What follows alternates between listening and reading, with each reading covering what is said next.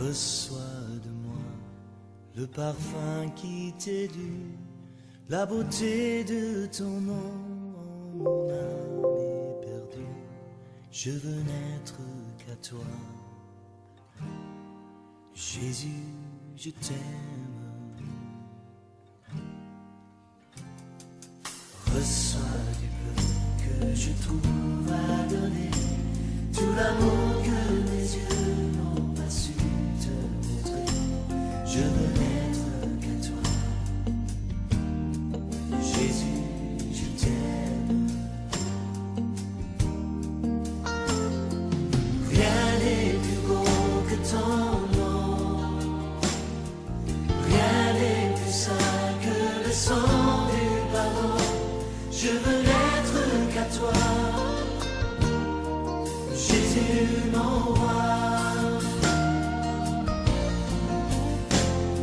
Je ne veux rien que vouloir te louer, adorer ton saint nom et ta fidélité.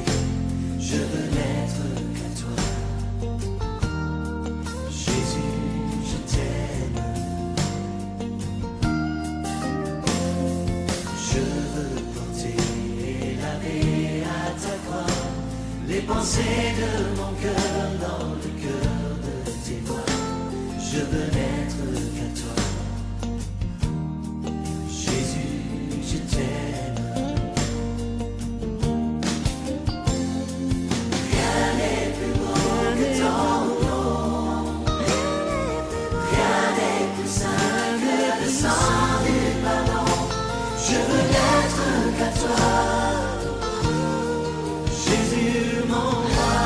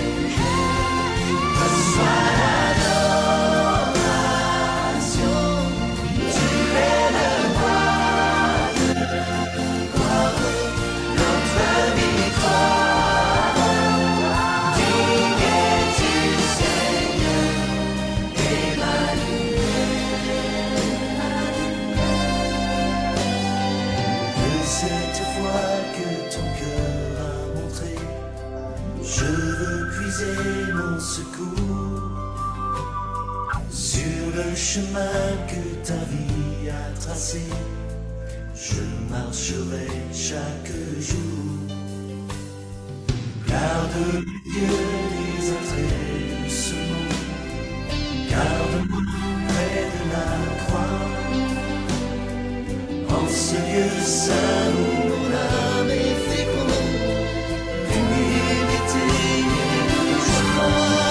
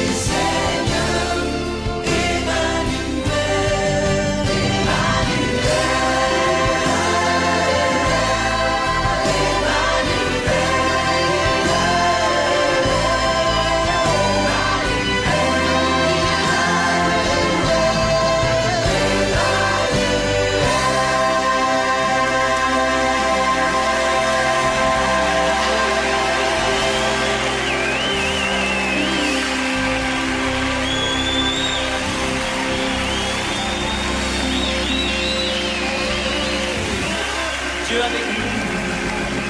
Béni soit ton Saint-Nom, Jésus. Dieu avec nous. Alléluia. Alléluia. Emmanuel.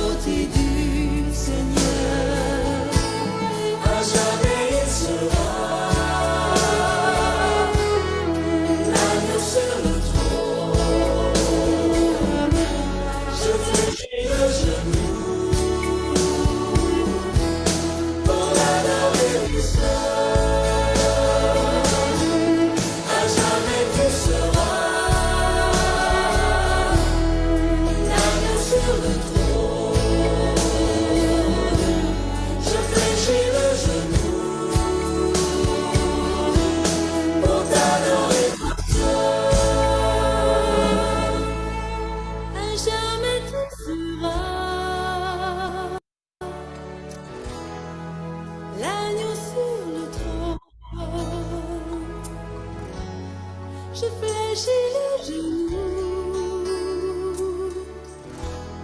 pour t'adorer, toi seul.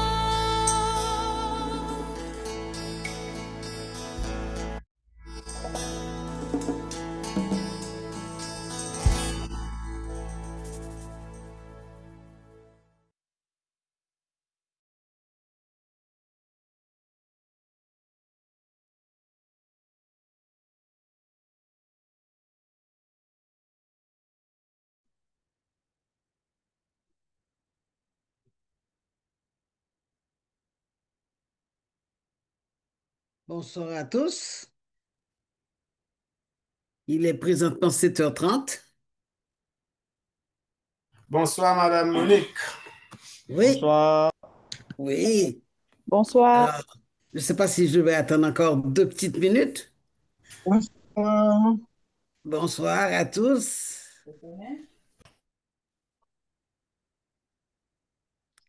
Bon, c'est beaucoup mieux. OK. Alors, on est quand même 11. On va commencer. Alors, ce soir, c'est un réel plaisir de vous avoir sur cette plateforme en ce deuxième jour de la semaine d'évangélisation. Il est dit dans Acte 17, verset 11, que ces Juifs avaient des sentiments plus nobles que ceux de Thessalonique. Ils reçurent la parole avec empressement et ils examinaient chaque jour les Écritures pour voir si ce qu'on leur disait était exact.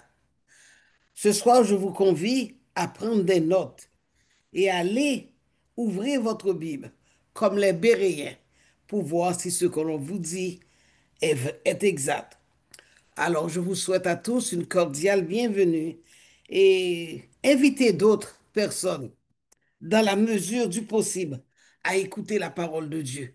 Sur ce, nous allons chanter les strophes du cantique inscrites au numéro 256, si vous saviez. Je ne sais pas si... Non, je ne l'ai pas encore vu. Est-ce que le frère... J'avais vu le frère Daniel. Il est là. Il est Oui, là. c'est là. Oui, est-ce que tu pourrais entonner le cantique oh, si vous saviez quel sauveur je possède? Je Nous crois que chanterons le premier couplet seulement. OK. Le premier couplet seulement. On se couvre.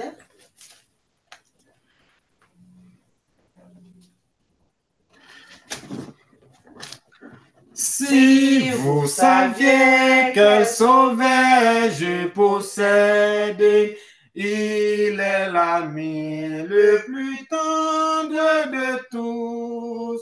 Pour moi, devant le Père, il intercède.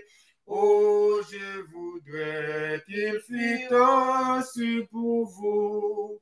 Mon sauveur vous aime à chercher en lui votre ami suprême. Votre seul appui. Amen, amen. Amen. Je ne sais pas si le frère Pierre Caban... non, je pense que... Est-ce que Joël est en ligne? Oui, il est. Ouais. Joël est là? Ouais. Alors, Joël va lire les paroles trouvées dans Philippiens 4, versets 6 à 7. Ne vous inquiétez de rien, mais en toute chose, faites connaître vos besoins à Dieu par des prières et des supplications, avec des actions de grâce. La paix de Dieu qui surpasse toute intelligence gardera vos cœurs et vos pensées en Jésus-Christ. Amen. Amen, Amen. amen. Amen. Amen. Nous allons demander à frère Caban de prier pour nous. S'il est là, Je ne le vois pas en ligne. je ne le vois pas en ligne. OK. Alors, est-ce que Ralph, tu pourrais prier pour nous, s'il te plaît? Prions. Éternel notre Père, À toi soit la gloire, la louange et l'adoration au siècle des siècles. Nous te remercions pour la journée que tu nous as permis de passer en bien. Merci d'avoir été avec nous dans toutes nos occupations et merci de nous permettre d'être tous ensemble en ligne pour écouter ta parole. Père Saint, nous réclamons la présence de ton Saint-Esprit dans le cœur de tous ceux qui sont ici présents et tous les autres qui vont arriver. Que nous soyons attentifs à ta voix et que nous soyons prêts à découvrir ce merveilleux Sauveur qui s'appelle Jésus-Christ. Père Saint, anime nos cœurs avec ta paix et ta grâce et sois avec le présentateur des sujets de cette semaine, Pasteur Wesley Aurieux, que tu le remplisses de force et de sagesse et que par ton esprit, nos cœurs soient convaincus. Te demandons de pardonner nos péchés et de nous remplir, de nous établir avec la justice de Jésus-Christ. Exauce notre prière en cet instant. Nous te prions au nom de Jésus qui vit et règne au siècle des siècles. Amen. Amen. Amen. Amen. Amen. Ce soir, nous avons l'opportunité d'écouter un chant spécial. Je ne sais pas si le chant est déjà préparé ou s'il sera en direct. C'était censé être en direct, mais je ne vois pas Saski Euh, pour le moment. ok, alors on pourrait chanter quelque chose d'autre. Je n'ai pas mon livre de chant. Alors, je vais mettre un autre chant spécial. Si jamais elle arrive, on l'entendra plus tard. Ok, Mais il y aura un autre chant spécial par le groupe Intervocal. ok, parfait, Alors, soyez merci. de toute écoute.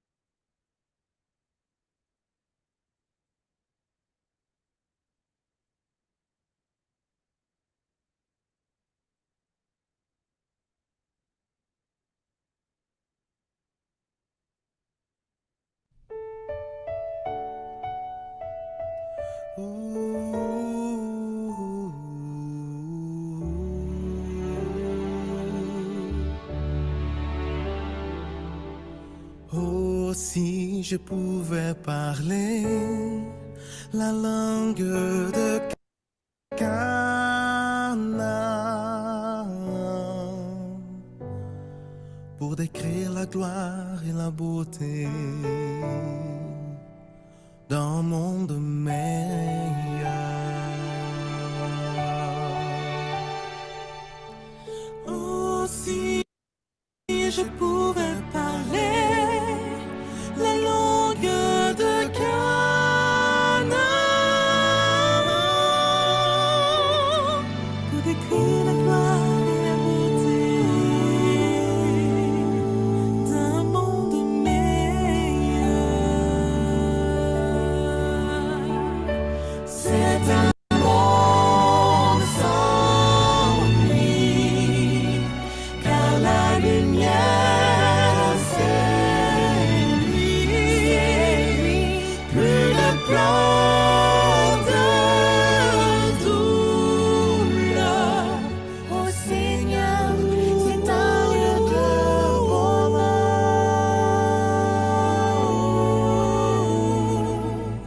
Oh, si je pouvais parler la langue de Canaan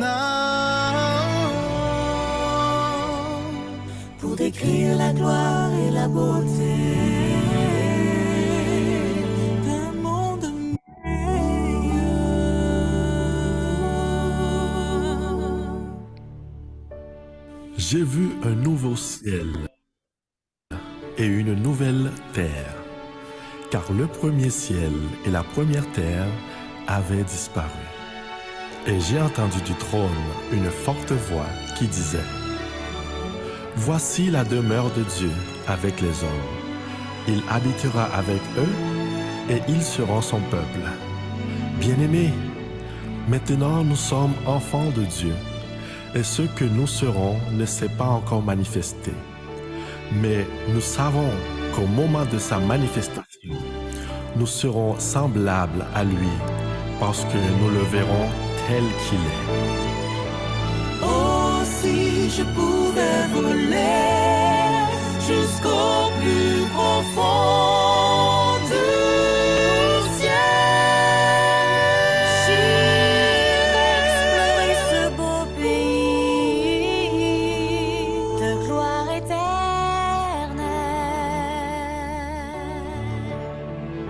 C'est un monde nouveau de justice et de repos. Tout est accompli.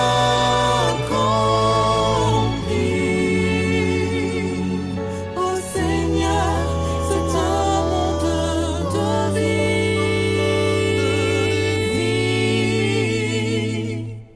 Oh, si je pouvais parler la langue de Canaan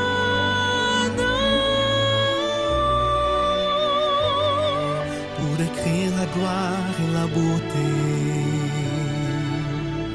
d'un monde meilleur. Pour décrire la gloire et la beauté d'un monde meilleur.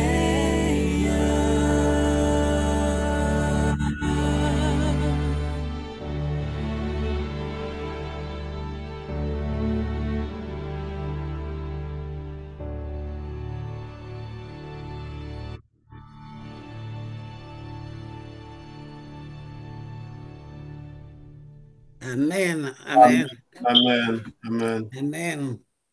Alors, puisque Saskia n'est pas encore là, nous pourrons écouter les minutes spéciales sur la santé. Es-tu prêt? Oui, ça s'en vient.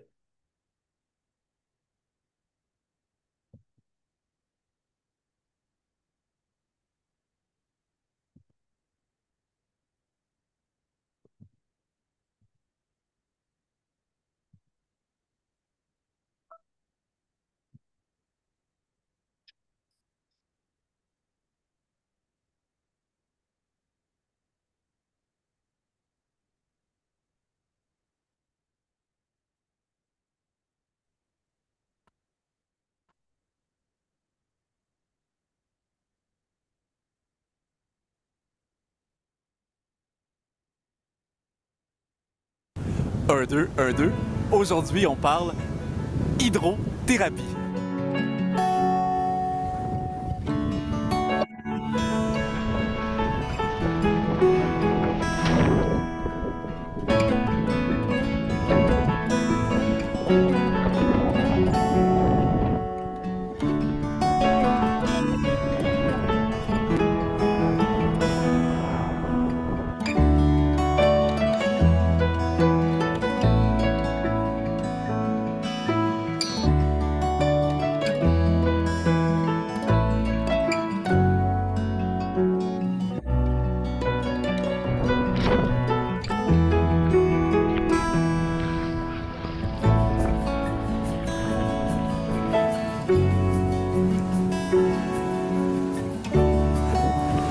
Bon, la réalité, c'est que l'hydrothérapie, c'est pas nécessairement se lancer dans l'océan comme je viens de le faire, mais c'est vraiment le fun. Non, je vais vous parler plutôt aujourd'hui de douche contraste, qui est une forme d'hydrothérapie, et c'est quelque chose qui peut nous faire énormément de bien, surtout si on est aux prises avec la dépression. Alors, suivez-moi, je vais vous expliquer exactement de quoi il s'agit.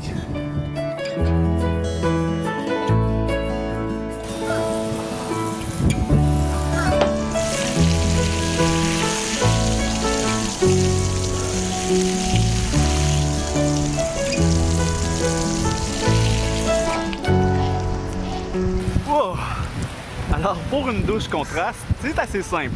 Ça nous prend une douche, de l'eau chaude, de l'eau froide, et puis c'est pour ça qu'on appelle ça une douche contraste. Mais avant d'aller plus loin, je vais vous faire une petite mise en garde. Il faut prendre les mêmes précautions quand on fait les douches contrastes que quand on fait de l'exercice vigoureux. Alors, si vous avez des problèmes cardiaques ou quelconque condition, il faut consulter le médecin avant de faire ça, une douche contraste. Mais là, ça fait vraiment du bien pour les personnes dépressives. C'est simple, c'est gratuit. Alors, je vous explique la marche à suivre.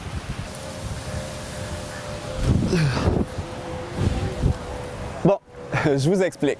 La marche à suivre est plutôt simple. En réalité, vous prenez une douche à la maison pendant quelques minutes et à un moment, vous mettez l'eau très froide pendant 30 secondes. Par la suite, vous revenez à de l'eau chaude pendant 3 minutes et vous répétez l'exercice 3 fois. Quand c'est terminé, vous pouvez vous sécher, sortir de la douche, mettre des vêtements pour être confortable, garder votre chaleur corporelle. Puis c'est même encouragé d'aller s'étendre durant 20 minutes pour profiter au maximum des bienfaits de la douche contraste tonifiante.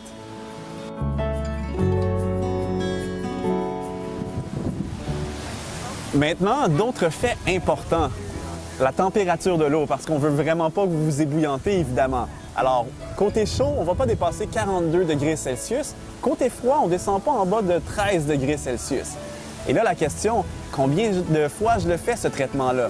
Bien, ça va dépendre. Si on est un dépressif sévère, on va le faire 2 fois par jour pendant 7 à 10 jours, après quoi on va descendre à 1 fois par jour. Et quand la dépression aura disparu, à ce moment-là, on conseille de poursuivre pendant 6 mois en le faisant 3 fois par semaine. Et personnellement, depuis que j'ai participé au séminaire Surmonter l'anxiété et la dépression, j'ai décidé de continuer de le faire 3 fois par semaine, simplement parce que ça me fait beaucoup de bien. En conclusion, c'est simple, pratique, efficace, abordable. On a ça une douche de l'eau chaude et de l'eau froide. Alors, il faut en profiter, il faut l'utiliser. Et je vous dis une dernière chose très importante, c'est que quand vous le faites, le chaud-froid, il faut terminer par le froid. Je le sais, mais ça fait du bien. Alors, allez donc l'essayer.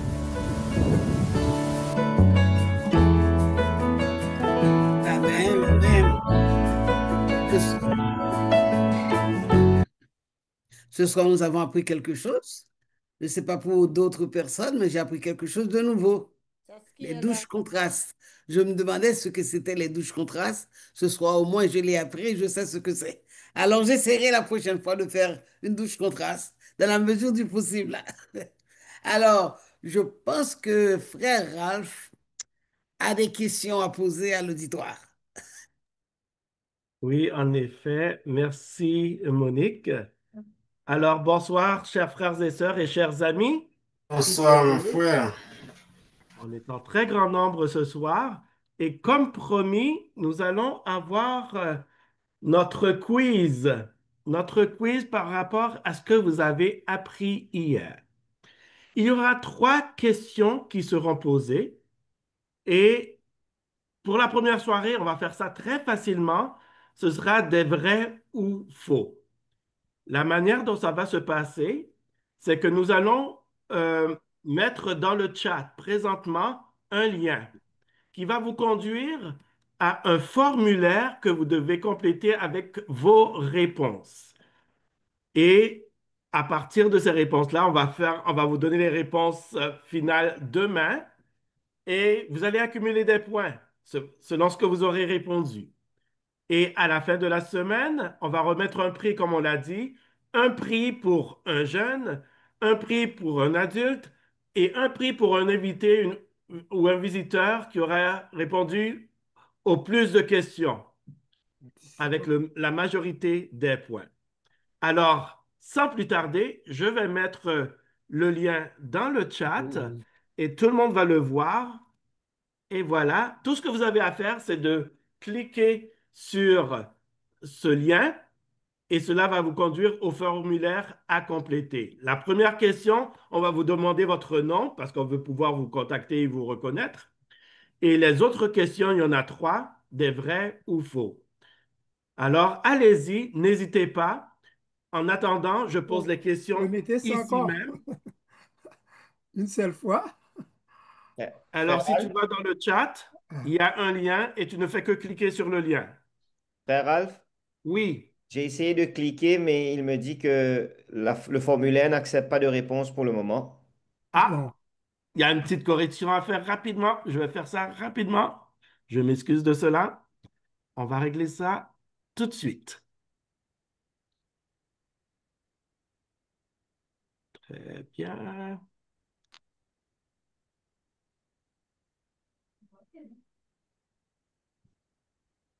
Ah, voilà. C'est bon? C'est donner quelques secondes. Je vais vous dire quand ça va être prêt. Et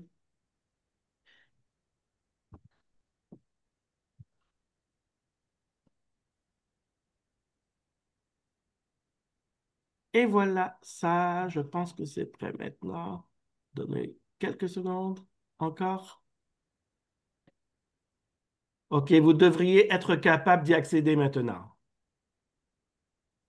Est-ce qu'on peut y accéder?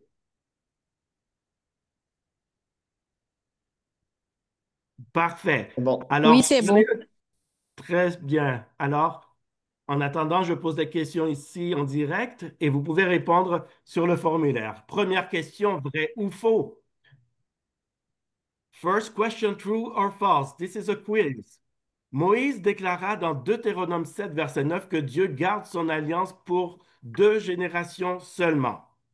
Moses declared in Deuteronomy 7, verse 9, that God keeps his covenant for only 2 generations. Vrai ou faux? True or false?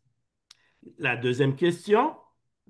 Vrai ou faux? Encore une fois, true or false again, for question number 2. Dans Ésaïe 40, verset 8, la durabilité de la parole de Dieu est de 1000 ans. In Isaiah 40, verse 8, the durability of the word of God is 1000 years. True or false? Vrai ou faux? Et la troisième question, vrai ou faux? True or false again? Paul témoigne dans Romains 8, versets 35 à 39, qu'il y a une seule chose qui peut nous séparer de l'amour de Dieu. Paul testifies in Romans 8, verses 35 to 39, that there is only one thing that can separate us from the love of God. Vrai ou faux, true or false? Alors, on vous laisse répondre aux questions. Vous pouvez donner des tours à votre famille. Les questions seront là jusqu'à 9 h ce soir, 21 h. Vous avez jusqu'à 21 h pour répondre à toutes les questions et on donne les réponses demain. Alors, bon succès à tout le monde. OK, puisque la sœur Saski est là, pourquoi pas ne pas l'entendre juste avant qu'on cède la parole au prédicateur. Saski, es-tu prête? Oui, je suis prête. Je m'excuse. J'avais des problèmes techniques, alors oui. Pas de OK. problème. OK. I love you, Lord, for your mercy never fails me. And all my days I've been held in your hands. From the moment that I wake up until I lay my head, I will sing of the goodness of God. And all my life you have been faithful. And all my life you have been so, so good. With every breath that I am able, I will sing of the goodness of God. I love your voice. You have led me through the fire and darkness night. You are close like no other. I've known you as a father. I've known you as a friend, and I have lived in the goodness of God. And all my life you have been faithful. And all my life you have been so, so good. With every breath that I am able, I will sing of the goodness of God. Your goodness is running after, it's running after me. Your goodness is running after, it's running after me. With my life laid down, I'm surrendered now. I give you everything. Your goodness is running after, it's running after me. And all my life he has been faithful. And all my life he has been so, so good. With every breath that I am able, I will sing of the goodness of God. I will sing of the goodness of God. Amen. Amen, amen, amen, amen. Merci, Safi. Amen. Amen. Gloire à Alors, Dieu. pour ceux qui n'étaient pas là hier, euh, toute cette semaine, nous aurons l'occasion, chaque soir, soir après soir, durant la semaine d'évangélisation, d'écouter le pasteur Aurieux, qui a un message spécial pour chacun de nous. Sur ce, nous allons entendre le chant thème au numéro 551, Jésus, Jésus, Jésus, juste avant sa présentation.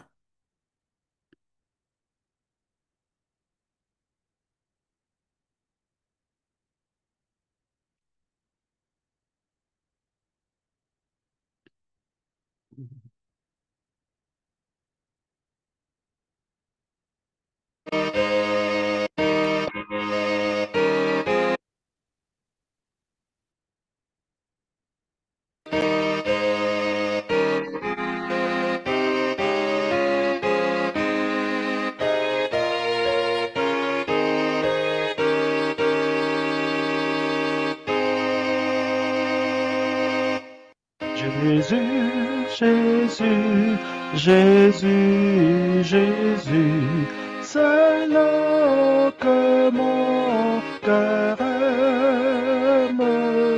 Je voudrais ne prononcer plus que ce mot, ce nom même. Jésus, c'est le nom du Sauveur, favorable à toute âme, et qu'aujourd'hui, plus d'un pécheur de tout son cœur acclame.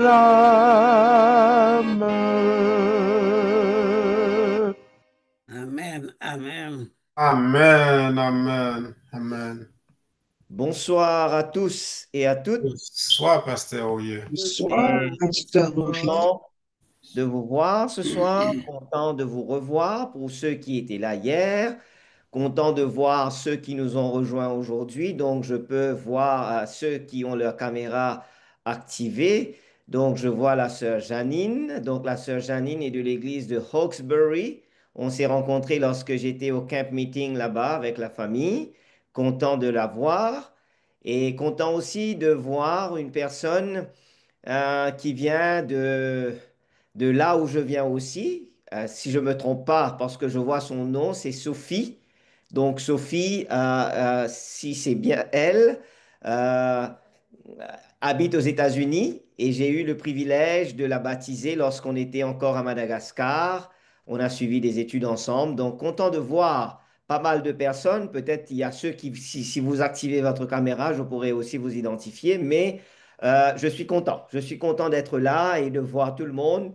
La sœur Monique, merci pour les souhaits de bienvenue. Donc, j'espère que vous avez passé une bonne journée et que par la grâce de Dieu, nous sommes prêts à continuer ce parcours ensemble où nous découvrons les différentes facettes de l'homme de tous les temps, l'homme de tous les temps qu'est Jésus lui-même. Donc, hier, nous avons parlé de, de quoi? Quel était le sujet d'hier? Vous vous rappelez? Quel était le sujet d'hier? C'était une question. As-tu tout seul? Et merci. Nous avons vu hier la question, nous avons répondu à la question, est-ce que nous sommes seuls? Es-tu seul? Même si le monde autour de nous nous fait croire qu'on est seul, peut-être physiquement on est seul, on n'a pas des membres de la famille, ou bien lorsqu'on doit prendre des décisions, on est seul. On a vu hier que on n'est jamais seul parce que Jésus a promis d'être à nos côtés chaque jour de notre vie jusqu'à la fin. Mais pour qu'il puisse réaliser ses promesses dans notre vie, il faudrait qu'on puisse l'accepter et qu'on puisse lui laisser le soin de nous diriger dans la voie qu'il a tracée pour nous. Et ce soir, alors que nous continuons ce parcours ensemble à la découverte de l'homme de tous les temps, celui qui transcende les années, les époques, les âges, les jours, les saisons, donc j'aimerais vous amener avec moi et nous allons voir ensemble ce soir la croix.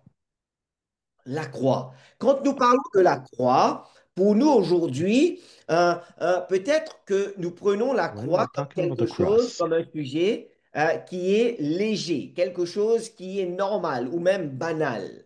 Mais lorsque nous lisons la Bible, et je le répète à plusieurs reprises, à chaque fois que je prends la parole, je vous dis tout le temps que lorsque nous étudions un texte, il faut bien comprendre le contexte pour saisir toute la portée que ce texte a sur nous. Et lorsque nous étudions le contexte de la croix, nous allons voir que la croix était un instrument qui était utilisé par les Romains pour infliger le châtiment au pire des criminels qui existaient à l'époque.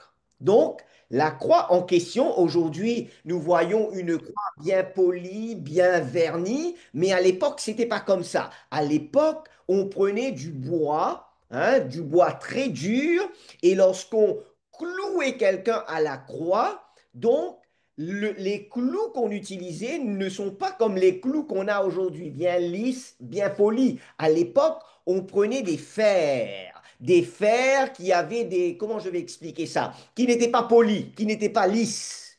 Et on enfonçait cela, non dans la plaque, hein, dans la paume de la main, mais on l'enfonçait ici. Vous voyez, il y a une veine centrale ici, donc on l'enfonçait ici. C'était de même pour les pieds. Et lorsqu'une personne était suspendue à la croix, la personne ne mourait pas parce qu'elle était clouée. La personne ne mourait pas parce qu'elle avait la blessure. La personne mourait parce qu'elle était asphyxiée. Comment est-ce qu'elle était asphyxiée? Oh, comme j'aurais été que vous soyez là devant moi, ensemble avec vous, oh, peut-être que ça aurait été plus clair, mais je vais essayer quand même à l'écran. Donc, la personne, lorsqu'elle suspendait sur la croix comme ça, on va prendre par exemple ma main comme une croix, les mains, les bras des deux côtés, le pied au bas. Donc, imaginez-vous, lorsque les clous, enfin les fers étaient percer les mains et les pieds, la personne qui suspendait sur la croix, à cause de la loi de la gravité, qu'est-ce qui se passe? Le corps a tendance à quoi? À descendre. Et alors que le corps veut descendre, imaginez-vous la chair avec ce fer qui n'est pas lisse, qui monte et qui descend, et la personne qui essaie de rester en haut, de rester en haut pour ne pas tomber. Et alors que la personne essaie de rester en haut, la personne doit faire encore plus d'efforts pour respirer, pour respirer, pour respirer. Et alors que la personne fait des efforts, il y a le diaphragme qui monte, qui monte, qui monte. Et arrivé un moment, la personne n'arrive plus à respirer. Et avec les douleurs atroces, la personne meurt par asphyxie. Et une personne ne mourrait pas d'un coup.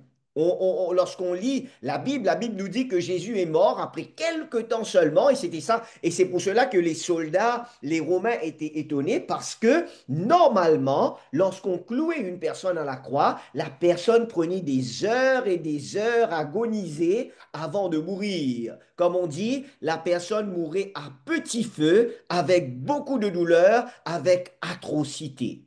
Donc, c'est pour cette raison que le degré de ce châtiment et cette mort pénible était réservé aux pires des criminels qui existaient à l'époque. Chers amis, ce soir, notre sujet, c'est la croix. Est-ce un échec ou une réussite? La croix, est un échec ou une réussite? Lorsqu'on le met dans le contexte, lorsqu'on regarde tout ce qui se passe autour, est-ce que la croix est une réussite ou c'est un échec? Et là, je vous pose la question. Vous voyez tous ce bâtiment, ce très beau bâtiment que je projette, que je partage sur mon écran. Si je vous demande, selon vous, quelle est la fonction de ce bâtiment? Quelle serait votre réponse? Une église. Une église. Les autres, est-ce qu'il y a une autre personne qui aurait une autre réponse? Ou bien l'autre personne dirait que c'est une église? Oui, c'est une église. Pourquoi vous dites que c'est Église, une église? parce qu'il y a le symbole, la croix. Parce qu'il y a une croix, hein? Parce qu'il y a le symbole de la croix. La croix. La croix sur un bâtiment signifie que c'est une église. Mais la question encore plus personnelle pour chacun de nous ce soir, que signifie la croix pour nous aujourd'hui? Que signifie la croix pour nous aujourd'hui? Quand j'étais encore à Maurice, quand j'étais encore dans l'océan Indien, j'avais l'habitude de poser la question aux personnes qui, vous savez, hein, les personnes qui font le signe de croix. Hein, vous connaissez ça, hein? À chaque fois, j'ai essayé de demander à une personne, je le faisais avant quand j'étais encore beaucoup plus jeune. Je l'ai fait, je ne sais pas pourquoi je le faisais, parce qu'on m'a dit qu'il fallait le faire, mais jusqu'à présent, je n'arrive pas à savoir pourquoi on le fait. Donc, qu'est-ce que la croix veut dire pour nous aujourd'hui? Par exemple, si une personne fait un signe de croix, je sais que à Maurice, je ne sais pas ici si c'est la même chose, mais à Maurice, à chaque fois que les gens passent devant une église, ils font le signe de la croix. D'accord? Et on me dit qu'il faut le faire toujours avec la main droite. D'accord? Donc, pourquoi on le fait? Est-ce que cela, on comprend pourquoi on le fait? Quand j'étais à Hawkesbury, j'ai raconté cette histoire. J'ai raconté l'histoire que un jour, une maman va préparer du poisson, hein, comme mets. Et lorsque sa fille va l'observer, sa fille va voir que la maman coupait la queue du poisson et après avoir coupé la queue du poisson et le mettait à côté, il coupait le poisson en deux et elle faisait cuire le poisson. Je ne sais pas si Sœur Janine se rappelle toujours de cette histoire. Et là, la fille était étonnée parce qu'elle a observé sa maman à plusieurs reprises et elle va voir que sa maman fait toujours le même geste. On enlève la queue, on coupe un morceau, la queue de préférence, et puis on met la queue de côté, et puis on coupe le poisson en deux, on met dans la marmite. Et là, un jour, la fille va demander à la maman la question, Maman, pourquoi est-ce que chaque fois que tu prépares du poisson, tu as toujours le même rituel? La maman va dire, ben, tu sais, c'est ma maman qui a fait cela, donc je la suis. OK? Je fais ce que ma maman a fait. Et là, un jour, la jeune fille rencontre sa grand-mère et demande à la grand-mère, Grand-mère, pourquoi est-ce que tu as montré à maman que quand on fait cuire du poisson, il faut toujours couper un morceau avant la queue et puis on coupe en deux, on met dans la marmite. Et là, la grand-mère va dire à sa petite fille, ben tu sais, j'ai vu ma maman ma maman à moi qui faisait cela, j'ai suivi. Et là, heureusement que l'arrière-grand-mère était toujours en vie. Et la petite fille était déterminée parce qu'elle voulait savoir pourquoi est-ce que la maman, pourquoi la grand-mère et pourquoi l'arrière-grand-mère faisaient cela. Et là, heureusement, il y aura une visite chez l'arrière-grand-mère. Elle va aller visiter l'arrière-grand-mère. Et lorsqu'elle va aller voir l'arrière-grand-mère, en parlant, elle demande à l'arrière-grand-mère, mais pourquoi est-ce que tu as montré à grand-mère et grand-mère a montré à maman que quand on cuit du poisson, quand on fait cuire du poisson, il faut enlever la queue et puis on coupe en deux, on met dans la marmite. Et là, l'arrière-grand-mère va commencer à rire. Et elle va expliquer à la fille, tu sais, à l'époque, lorsqu'on faisait cuire du poisson dans ma maison à moi, il y avait beaucoup d'enfants, mais les casseroles étaient petites. Donc, pour que tout le poisson rentre dans la casserole, ce que j'avais l'habitude de faire, c'est de couper le poisson un morceau pour enlever, et puis je coupais le poisson en deux pour que le poisson puisse entrer dans la casserole et que je puisse préparer le poisson. Donc, tout ce temps, chers amis, et la grand-mère et la maman ont fait ce rituel sans savoir pourquoi est-ce que l'arrière-grand-mère faisait ainsi. Ils ont fait aveuglement, ils ont suivi aveuglement. Et c'est pour cette raison que ce soir, je vous pose la question, qu'est-ce que la croix veut dire pour nous aujourd'hui? Les gens font le signe de la croix. Les gens mettent une croix sur un bâtiment pour dire que c'est une église. Quelle est la raison? Est-ce que la croix a un message pour nous? Ou bien nous ne faisons que suivre comme la grand-mère, comme la maman qui coupe le poisson en deux juste parce que les autres ont fait la même chose sans savoir le rationnel, sans savoir pourquoi. Qu'est-ce que la croix nous dit aujourd'hui? Quatre choses. La croix nous parle, la croix nous transmet quatre messages. Premièrement, la croix nous parle de triomphe. La croix nous parle de triomphe. Lorsque le monde entier regarde la croix, où Jésus est mort le vendredi soir, le monde entier, la plupart des gens, considèrent la croix comme un échec. Parce que ce jour-là, Jésus est mort. Et la Bible nous dit dans Romains chapitre 8, le verset 32, lui qui n'a point épargné son propre Fils, mais qui l'a livré pour nous tous, comment ne nous donnera-t-il pas aussi toutes choses avec lui? Le monde dit que la croix était un échec parce que Jésus est mort sur la croix, mais de la perspective de Dieu, la Bible nous dit que Jésus fut livré pour nous tous.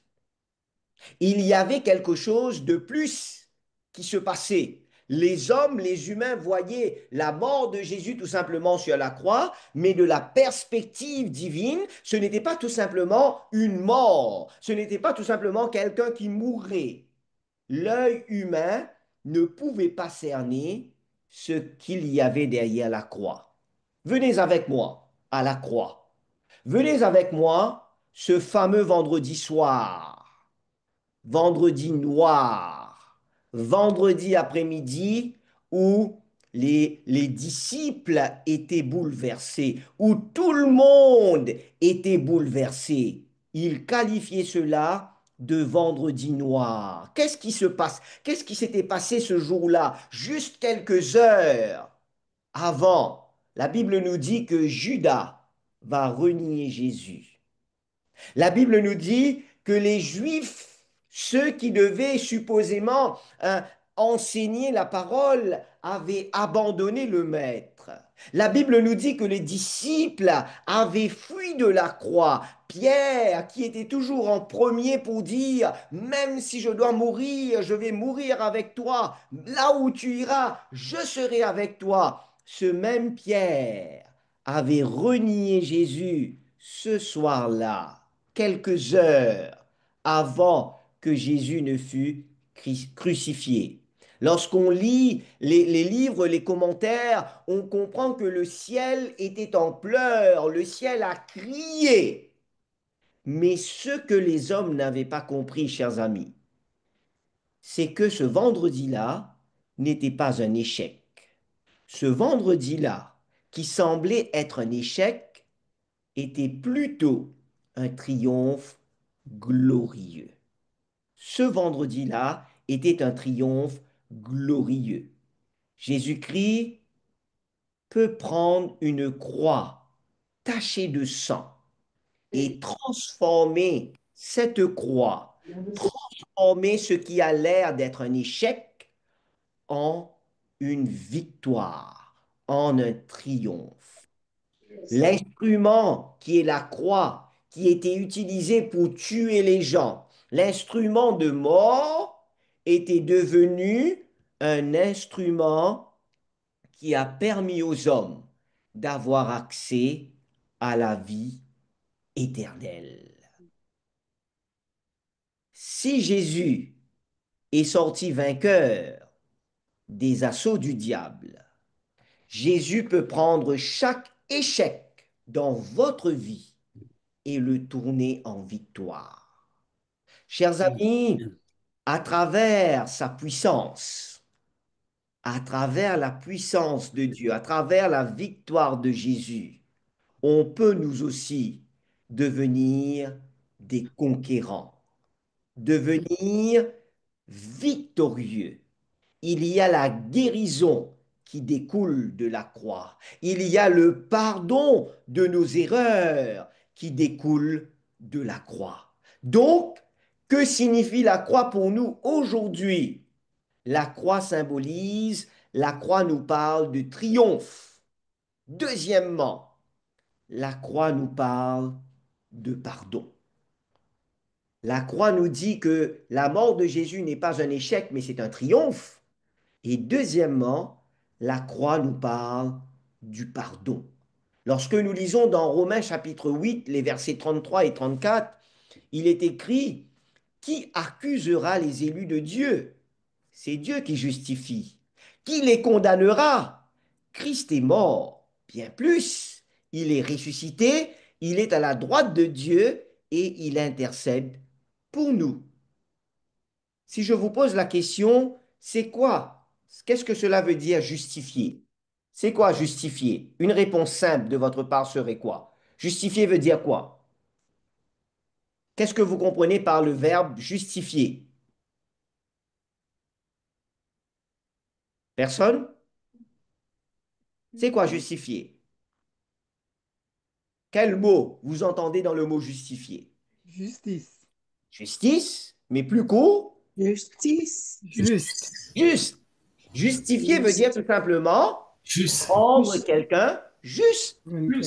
Et quand est-ce qu'on rend quelqu'un juste? C'est quand la personne est injuste. Il n'y a pas de sens si une personne est juste, on dit on va la rendre juste parce qu'elle est déjà juste. La Bible dit, qui accusera les élus de Dieu? Nous sommes tous coupables. La Bible dit, personne ne peut accuser parce que c'est Dieu qui nous rend justes. Et encore plus loin, qui condamnera? Qui les condamnera? La réponse est personne. Parce que Jésus est mort. Il n'est pas resté dans le tombeau, il est ressuscité et il est à la droite de Dieu. Il intercède pour nous. Donc la croix de Jésus est symbole de pardon. Moi qui suis pécheur, lorsque je m'approche de Jésus, je peux m'approcher avec l'assurance que je suis pardonné, que je suis justifié lorsque j'accepte que Jésus fasse le travail dans mon cœur. Parce que la Bible me dit, celui qui n'a point connu le péché, il l'a fait devenir péché pour nous, pour moi, pour vous, pour nous tous qui sommes là, afin que nous devenions en lui justice de Dieu. À la croix, la culpabilité s'est tournée en pardon. Jésus, est-ce que Jésus a péché? Qu'est-ce que vous en pensez? Est-ce que Jésus a péché lors de son ministère sur la terre? Jamais. Jamais. La Bible nous dit Jésus n'a jamais péché. Quoique Jésus est venu avec la nature d'Adam avant le péché, Il aurait pu pécher, comme Adam, avant le péché, a choisi de désobéir. Mais Jésus est resté fidèle jusqu'au bout. Jésus n'a jamais péché, mais il est devenu péché, suspendu à la croix. Jésus a pris sur lui la culpabilité entière de toute l'humanité. Jésus a pris sur lui toute notre malédiction. La Bible nous dit que Jésus a pris sur lui toute notre malédiction. Malédiction veut dire maudit. Malédiction veut dire quelque chose qui est mal, hein, qui vient du péché. Parce que lorsque nous lisons dans Galates chapitre 3, le verset 13, il nous est dit, Christ nous a rachetés de la malédiction de la loi, étant devenu malédiction pour nous car il est écrit, maudit est quiconque est pendu au bois. Galates chapitre 3, le verset 13. Jésus est devenu à accepter cet aspect, ce côté de malédiction devant tout l'univers pour que vous et moi, ce soir, nous puissions recevoir le pardon. Devenir malédiction veut dire il a pris sur lui le salaire du péché en mourant sur la croix. Il est mort de la première et de la seconde mort, la mort éternelle. Et il est revenu de cette mort éternelle afin que nous, aujourd'hui, nous puissions avoir accès à la vie éternelle. Il a satisfait les exigences de la loi. Donc, chers amis, la croix est symbole de pardon. Nous pourrons donc pardonner les autres si nous avons été pardonnés nous-mêmes par Dieu. Et c'est pour cette raison que dans la prière que Jésus enseigne, dans une partie de la prière, il va dire, pardonne-nous nos offenses comme nous aussi nous pardonnons à ceux qui nous ont offensés. Puisque Jésus me pardonne, il me donne la capacité, il me donne le pouvoir de surmonter le mal et de pardonner ceux qui sont autour de moi. Et la Bible le dit dans Éphésiens 4, le verset 32, soyez bons les uns envers les autres, compatissants, vous pardonnant réciproquement comme Dieu vous a pardonné en Christ. On peut étendre la compassion aux autres parce que Jésus a été compatissant envers nous. Souvent, nous pensons que le pardon, c'est une faiblesse. Quand tu pardonnes quelqu'un, veut dire que tu es faible. Non! Aujourd'hui, les études scientifiques démontrent que quand on pardonne, c'est une force intérieure que nous avons qui nous permet de nous libérer de la culpabilité, qui nous permet de nous libérer du fardeau qui pèse sur notre conscience. Le pardon est une source de liberté. Le pardon libère l'autre personne de la condamnation et libère la personne qui pardonne elle-même. Le pardon de Jésus libère l'autre de la condamnation, car Christ nous a libérés de la condamnation. Le ressentiment détruit, mais l'amour et le pardon enlèvent les barrières. La croix nous parle du triomphe, la croix nous parle de pardon. Troisièmement, je vous ai dit qu'il y a quatre points, quatre messages de la croix. La croix nous parle de l'amour profond de Jésus. La croix nous parle de l'amour profond de Jésus. Je vous ai dit hier que l'amour de Dieu n'est pas comme le sentiment, comme l'émotion que nous avons. Aujourd'hui, nous aimons X, demain, nous aimons Y, après-demain, nous aimons Z. Et nous disons que nous aimons toujours. Mais Dieu ne nous aime pas comme ça. Dieu ne change pas, Dieu ne fluctue pas. Hier, j'ai utilisé l'image de la météo ici au Canada. Le matin, il peut faire très beau et quelques heures après, il pleut des cordes. Ou bien le contraire. Dieu ne change pas comme la météo. Dieu ne change pas comme le temps. Il reste constant. Et la Bible nous dit, hier nous l'avons vu et nous revoyons ce texte encore aujourd'hui, je ne vais pas m'attarder là-dessus, mais ce texte qui nous dit que la question que Paul pose, qui pourra nous séparer de l'amour de Dieu? Et là, il donne des exemples et il termine en utilisant des paradoxes pour dire que rien ne pourra nous séparer de l'amour de Dieu qui a été manifesté en Jésus-Christ, notre Seigneur. Dieu nous aime. Et il ne nous dit pas seulement je t'aime, tout simplement, comme quand deux amoureux commencent à se fréquenter, qu'ils parlent des heures et des heures au téléphone. Je pense que peut-être à notre époque, il n'y avait pas tout ça parce qu'on n'avait pas accès au téléphone comme aujourd'hui. Les jeunes ont accès au téléphone, à WhatsApp et tout. À notre époque, je suis sûr que pour vous davantage, il y avait des lettres que vous écriviez, la main, l'encre finissait, il fallait acheter de nouveaux stylos, il fallait trouver du papier. Mais aujourd'hui, il y a le téléphone, il y a le message. Et des fois, lorsqu'on regarde deux personnes, deux jeunes, un garçon et une fille qui se fréquentent, hein, ils se parlent au téléphone des heures et des heures, et des fois on se demande, mais qu'est-ce qu'ils se racontent comme ça? Tous les jours, des heures et des heures et des heures, qu'est-ce qu'ils peuvent se raconter comme ça? Et malgré le fait de passer des heures et des heures au téléphone, rien ne dit que ils ne vont pas peut-être se séparer après. Parce que notre amour aujourd'hui, il est basé sur beaucoup de circonstances, sur beaucoup d'éléments extérieurs. Mais la Bible nous dit que l'amour de Dieu n'est pas ainsi. Rien ne pourra nous séparer de l'amour de Dieu manifesté en Jésus-Christ. La croix est le summum, le sommet, le point ultime qui nous montre, qui nous démontre l'amour de Dieu. Pas de croix, pas de vie. C'est parce que Jésus est mort sur la croix ce vendredi-là, plus de 2000 ans de cela, que nous sommes tous encore en vie aujourd'hui. Que nous croyons en lui ou pas, hein, que nous ayons entendu parler de lui ou pas, que nous l'ayons défié, maudit, rejeté, Jésus est quand même mort pour nous. Et il le savait. Il le savait, mais c'est pas ça qu'il a arrêté. Parce qu'il nous aime, il veut nous donner la possibilité d'être sauvés. Je dis possibilité parce que le choix final revient à nous. Si nous décidons de le mettre de côté, Jésus ne nous force pas, mais il a déjà fait la provision. Chers amis, la vie et toutes les bonnes choses qu'elle amène vient de la croix. Aujourd'hui, nous nous plaignons pour tout, n'est-ce pas? Quand il y a trop de soleil, ah, il fait trop chaud. On m'a dit que l'hiver ici est tenace, c'est dur. J'attends toujours pour expérimenter cela et l'année prochaine, je vais vous le confirmer ou pas.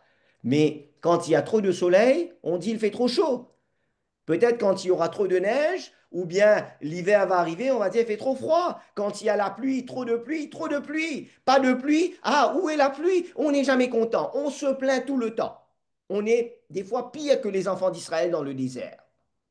Mais la vie et toutes les bonnes choses qu'elle amène viennent de la croix. Le soleil qui apporte la chaleur, la pluie qui rafraîchit la terre, les fleurs qui fleurissent, la variété d'aliments, les différentes saisons qui passent, toute la beauté de notre terre, même si le mal est en train de gagner beaucoup de terrain, lorsque nous regardons la nature, tout cela nous vient de la croix. À la croix, nous voyons la vie et la mort.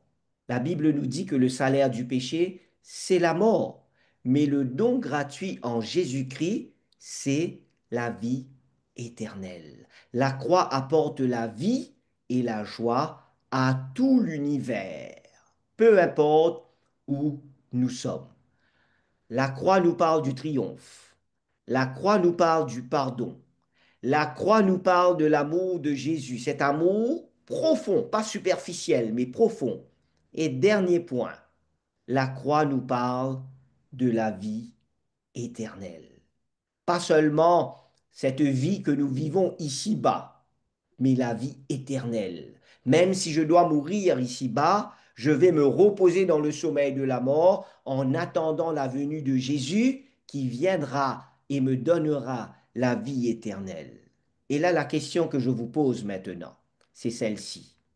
Selon vous, selon la Bible, qu'est-ce qui a tué Jésus sur la croix? Qu'est-ce qui a tué Jésus sur la croix? Quelle serait votre réponse? J'aimerais avoir votre participation. Qu'est-ce qui a tué Jésus sur la croix? Péché? Nos péchés. Les gens disent que il y a plusieurs réponses que les gens donnent, hein?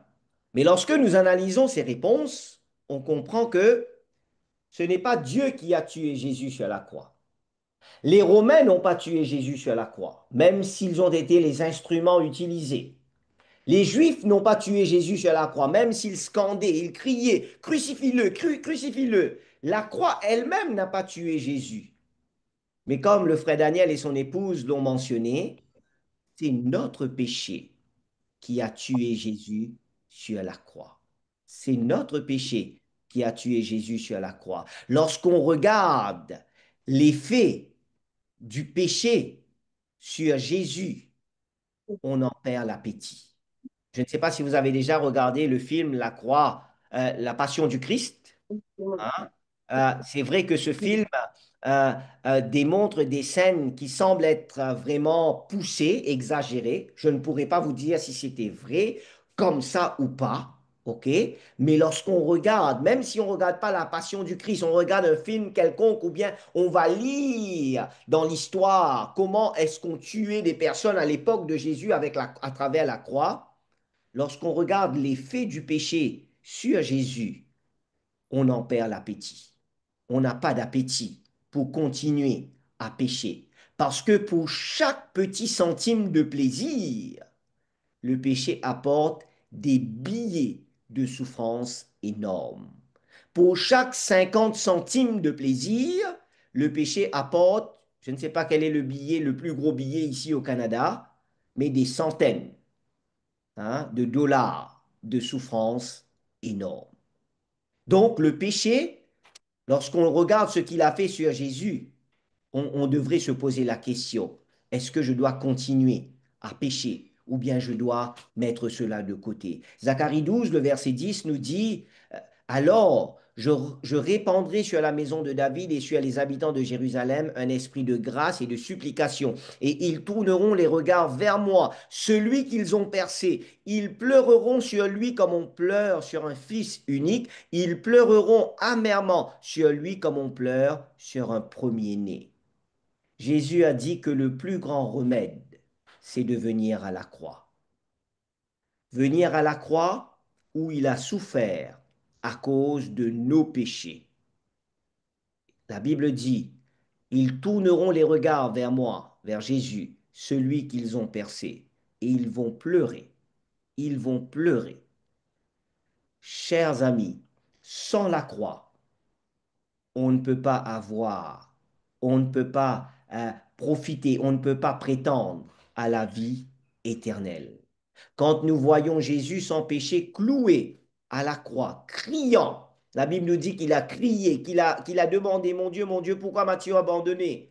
La souffrance et la douleur à cause de nos péchés. Nous sommes amenés au deuil, à une profonde douleur pour nos péchés qui nous inondent. Méditer sur la croix fait une différence. Méditer sur la croix fait une différence dans notre vie. Et là, alors qu'on est presque arrivé à la fin, laissez-moi partager avec vous un des épisodes qui s'est produit durant la guerre de Vietnam. On raconte que c'était pendant l'évacuation de Saigon. La guerre, les bombardements, on entendait le bruit des bombes partout. Et là, il fallait évacuer Saigon. Et les soldats étaient en train de travailler très dur pour évacuer. Et malheureusement, un orphelinat fut directement touché. Il y avait le feu, il y avait l'incendie, et on devait faire sortir les enfants, les responsables au plus vite pour éviter des morts. Et là, alors qu'on faisait évacuer les enfants, il va y avoir un contact radio. Un personnel de l'orphelinat avec un médecin et une infirmière vont recevoir un message disant une petite fille est en train de perdre de son sang et on devait lui donner du sang, on devait lui faire une transfusion sanguine parce que si on ne le fait pas, la petite fille allait mourir. Et là, alors que il cherchait une solution qui pouvait faire une transfusion sanguine, il n'y avait que des enfants tout autour. le médecin et l'infirmière vont apercevoir un petit garçon, orphelin lui aussi. Et là, rapidement, ils vont essayer d'expliquer à ce petit garçon d'une manière simple que on a besoin de ton aide pour sauver la vie de cette petite fille. Est-ce que tu es prêt à aider en donnant un peu de ton sang? Le petit garçon, voyant tout ce qui se passait autour de lui, accepta de donner son sang. Et alors qu'on commençait à faire de la transfusion du sang, le garçon va commencer à pleurer. Il va commencer à pleurer. Et là, le médecin, l'infirmière lui pose la question, mais pourquoi tu pleures? Est-ce que tu as mal? Est-ce que l'aiguille est trop profonde? Qu'est-ce qui se passe? Le garçon secoue la tête comme ça. Il dit non, c'est pas l'aiguille, c'est pas que j'ai mal. Et il continue à pleurer à chaudes larmes qui coulaient sur ses joues. Et là, le petit garçon va répondre parce qu'on va lui demander, on va le questionner, lui demander pourquoi tu pleures. Le garçon va dire, après lui avoir donné de mon sang, la petite fille va vivre, mais moi je vais mourir. C'était sa pensée. Et c'était pour cette raison qu'il pleurait.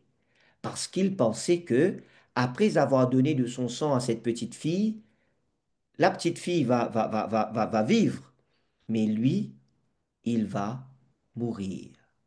Et là, ils vont lui demander, mais si tu penses que tu vas mourir en donnant de ton sang, pourquoi est-ce que tu le fais? Pourquoi est-ce que tu donnes de ton sang et dans ta tête tu penses que tu vas mourir? Pourquoi ne pas avoir refusé? Vous savez quelle serait la réponse de ce petit garçon? Il va dire au docteur, dans son innocence, je donne de mon sang à cette petite fille. Je donne de mon sang à cette petite fille parce qu'elle est mon amie. Parce qu'elle est mon amie. Même si peut-être je pense que je vais mourir, elle est mon amie et j'essaie de l'aider, j'essaie de sauver sa vie. Cette histoire est une illustration de ce que Jésus a fait pour nous sur la croix. Pourquoi Jésus est mort sur la croix pour nous? Pourquoi Jésus s'est soucié de venir ici-bas, de mener une vie pour s'occuper de moi, Wesley? Qui suis-je? Pourquoi Jésus est venu pour nous sauver? Parmi tant d'autres raisons, il est venu parce qu'il est notre ami. Non seulement il est notre frère, non seulement il est notre sauveur, mais il est notre ami. Et vous savez que la différence entre un ami et un frère, quand je parle d'ami ici, je parle d'un ami fidèle, d'un meilleur ami. Lorsque quelqu'un a un meilleur ami dans sa vie, c'est quelque chose de vraiment différent. Et Jésus est venu sur la croix. Jésus est mort pour moi parce qu'il est mon ami. Chers amis, alors que nous terminons cette présentation ce soir, la croix, c'est quelque chose à célébrer. La croix n'est pas un échec. La croix n'est pas une défaite, mais c'est une victoire à célébrer. Pourquoi? Parce que à la croix, la puissance de Dieu a changé, a transformé ce qui semblait être un échec et il l'a transformé en victoire. La puissance de Dieu peut transformer notre vie, nos échecs en victoire. Quels sont les problèmes que nous avons aujourd'hui? Quelles sont les difficultés que nous avons aujourd'hui? Dieu a la solution. Il peut le résoudre comme ça, ou il peut nous donner une solution, ou il peut changer les choses. Mais Dieu a la solution ultime à tous nos problèmes, à tous nos échecs, dans les moments les plus difficiles. La croix est quelque chose à célébrer parce que la croix enlève la culpabilité. La culpabilité tue intérieurement et extérieurement, mais la croix enlève la culpabilité. La croix, c'est quelque chose à célébrer parce que la croix nous révèle que Jésus est non seulement notre ami, mais il est notre sauveur, celui qui nous sauve, celui qui nous dirige, celui qui nous guide. Ce soir, la croix nous rappelle ou nous révèle, si toutefois on ne le savait pas, la croix nous rappelle que nous avons la victoire en Jésus. La croix nous rappelle que le pardon est possible avec Jésus, c'est faisable, c'est réalisable en Jésus. Peu importe ce que j'ai pu commettre, du moment que je viens à Jésus, que je m'abandonne à lui, que je lui ouvre mon cœur, il peut me pardonner, il va me pardonner, il va me transformer. La croix est symbole de l'amour profond de Jésus, cet amour qui n'est pas seulement superficiel, mais qui va en profondeur. La croix est aussi révélatrice de la vie éternelle. La croix me dit que même si je dois mourir, nous tous, si Jésus n'est pas encore revenu, nous passerons par la mort. Mais la croix me parle de la vie éternelle. Ce soir, la question est posée à chacun d'entre nous. Je ne vais pas vous demander de lever la main, votre main électronique ou votre main physique. Mais je vous invite à répondre au plus profond de vous-même à cette question. Puisque Jésus est notre ami, puisqu'il a tout donné pour nous sauver, puisqu'il a tout donné pour que nous puissions être rachetés, être pardonnés et avoir accès à la vie éternelle. La question ce soir, c'est est-ce que nous voulons le prendre comme notre Sauveur éternel? Le prendre, l'accepter comme notre Sauveur éternel. Parce que la croix est un symbole de victoire à travers Jésus, par sa puissance.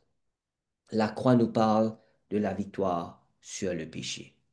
Veux-tu prendre ce Jésus comme ton Sauveur éternel, comme ton Seigneur, pour te montrer le chemin? Ce Sauveur qui te dit, tu n'es pas seul, car je suis avec toi tout au long du chemin, même quand tu passes dans la vallée de l'ombre de la mort, je suis avec toi, je suis à tes côtés. Ma prière ce soir, alors que tu réfléchis, alors que tu penses à cela, ma prière ce soir, c'est que tu puisses accepter et prendre ce Jésus comme ton sauveur personnel. Laissez ce Jésus le soin de te diriger, te montrer la direction, car il a un plan, il a un projet pour toi. Et c'est pour cette raison qu'on l'appelle l'homme de tous les temps. Parce que ce qu'il fait, personne d'autre ne peut le faire. Ce qu'il fait, c'est pas seulement pour aujourd'hui, pour maintenant, mais cela a une portée éternelle. Alors que tu réponds à cette question dans ton cœur, je t'invite à courber la tête avec moi et nous allons prier ensemble. Merci Seigneur de nous avoir rappelé ce soir que la croix, qui semblait être un symbole de défaite, un symbole d'agonie, un symbole d'obscurité, Jésus, tu as transformé ces symboles, tu as transformé cette croix en un symbole de victoire. Merci parce que tu nous aimes. Merci parce que tu as accepté de venir jusqu'ici, sur cette terre. Tu as pris sur toi nos péchés, mes péchés, afin que je puisse avoir accès à la vie éternelle en toi. Seigneur, tu connais chacun d'entre nous. Tu connais nos besoins, tu connais nos luttes, tu connais nos combats, les défis auxquels nous faisons face. Mais ce soir, alors que nous avons vu ensemble le symbole de la croix, aide-nous à pouvoir prendre la bonne décision, à pouvoir prendre et t'accepter comme notre Seigneur et notre Sauveur, sachant que sans toi, sans ton intervention, nous ne pourrons rien faire. Merci de ce que tu nous aimes d'un amour éternel. Aide-nous à répondre favorablement à ton invitation, à te laisser le soin de nous diriger, de nous orienter dans notre vie. Certains d'entre nous ce soir qui sont sur cette plateforme font face à des difficultés, font face à la maladie physique ou mentale ou spirituelle, font face, Seigneur, à des problèmes financiers, des problèmes familiaux ou d'autres problèmes dont nous ne connaissons pas. Mais toi qui sondes les cœurs, toi qui connais nos pensées, toi qui nous visites et qui sais ce qui se passe au fond de nous, puisses-tu nous aider à comprendre qu'avec toi, Jésus, à nos côtés, nous pourrons surmonter les problèmes et nous pourrons être victorieux parce que tu as déjà remporté la victoire et tu veux nous la communiquer. Garde-nous près de toi Aide-nous à te laisser le soin de nous diriger. Aide-nous, Seigneur, à t'accepter afin que nous soyons victorieux comme toi tu as été victorieux. Alors que nous terminons, Seigneur, notre rencontre ce soir, garde-nous, protège-nous. Accorde-nous une bonne soirée sous ton regard et permets à ce que nous puissions nous retrouver encore demain soir pour continuer ce voyage ensemble à la découverte de l'homme de tous les temps. Merci de nous faire grâce et merci de nous exaucer, car je t'ai prié ce soir dans le nom et selon les mérites de notre Seigneur et Sauveur Jésus-Christ, qui revient très bientôt. Amen. Amen. Amen, amen, Amen. amen. Amen. Amen. Amen. Merci à tous. Donc, demain soir, je vous invite à revenir et demain, nous allons voir, le sujet pour demain, c'est accompli. Hein. Tout est accompli. Nous allons voir qu'est-ce que cela veut dire, tout est accompli, quand est-ce que cela a été dit et quel est le sens derrière cette expression. Amen. Amen. Que Dieu vous As-tu quelque bénisse. chose à ajouter? Alors, merci à tous encore. On se revoit demain. À 19h30. Mais que les gens n'oublient pas jusqu'à 9 heures. Ils peuvent répondre aux questions jusqu'à 9 heures ce soir. Et voilà. OK. Merci.